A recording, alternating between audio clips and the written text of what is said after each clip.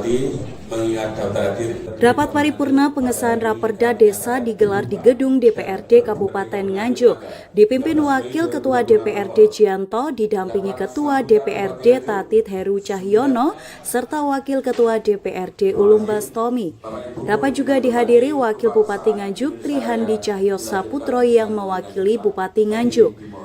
Wakil Bupati Trihandi Cahyo Saputro menyebut pengesahan Raperda tersebut menjadi momen yang telah ditunggu oleh para kepala desa maupun calon kepala desa. Menurutnya regulasi ini akan menjadi payung hukum dalam pelaksanaan Pilkades mendatang. Raperda desa tersebut memuat sekitar 180 pasal yang mengatur berbagai ketentuan teknis, mulai dari persyaratan pencalonan status anggota BPD yang maju dalam Pilkades hingga mekanisme penonaktifan kepala desa yang terlibat masalah hukum. Pemerintah Kabupaten Nganjuk saat ini juga mulai menyusun jadwal pelaksanaan Pilkades serentak. Opsi awal ditargetkan digelar pada awal tahun 2027, namun masih menyesuaikan dengan kalender keagamaan dan hari besar nasional.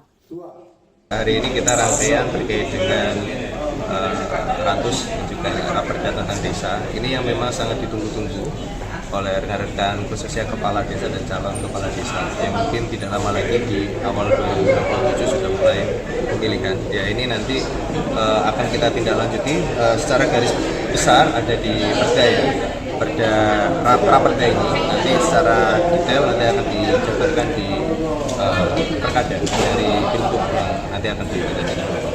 Dari isinya sudah dibaca Pak Wagub? Ya, nanti kalau secara teknis nanti mungkin bisa tanya tentang teknis ya. Intinya itu mengatur terkait detail-detail ya, baik bagaimana ketika BPD atau yang maju itu nanti harus mengundurkan diri atau seperti apa. Lalu ketika kepala desa yang terkait dengan ada permasalahan hukum bisa langsung diberhentikan atau bagaimana, itu nanti detail.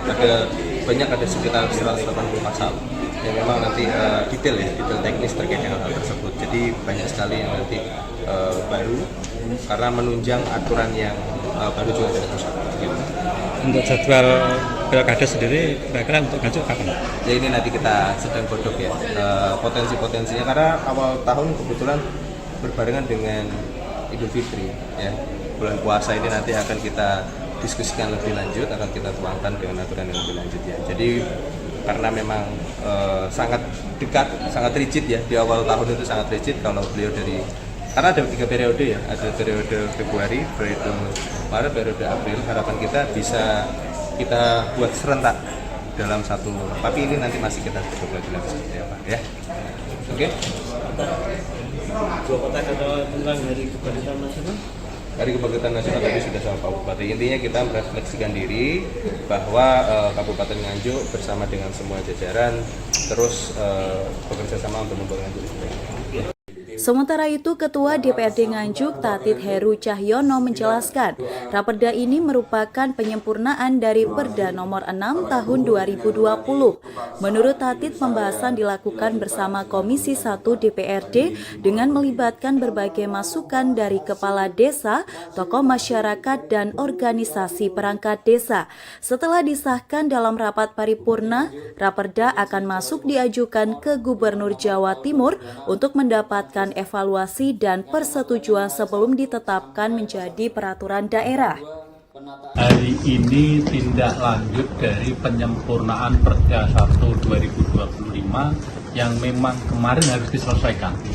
Karena kalau tidak diselesaikan berarti kita membentuk pansus lagi.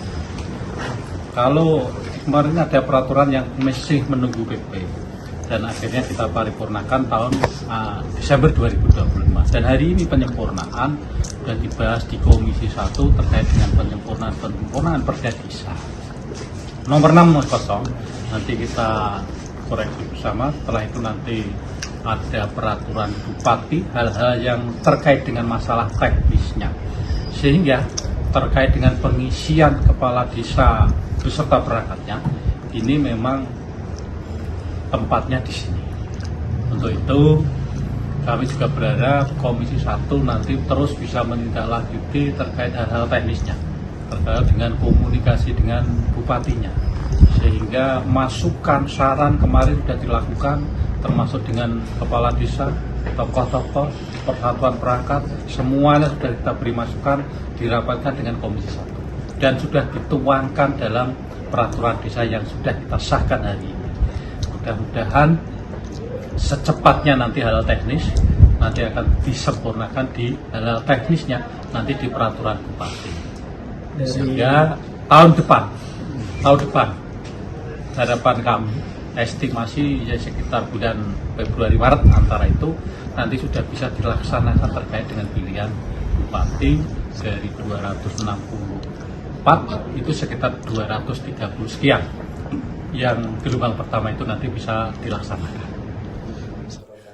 Melalui regulasi baru ini, pemerintah daerah berharap pelaksanaan pilkades dan penataan pemerintahan desa dapat berjalan lebih tertib, memiliki kepastian hukum, serta mendukung tata kelola pemerintahan desa yang lebih baik.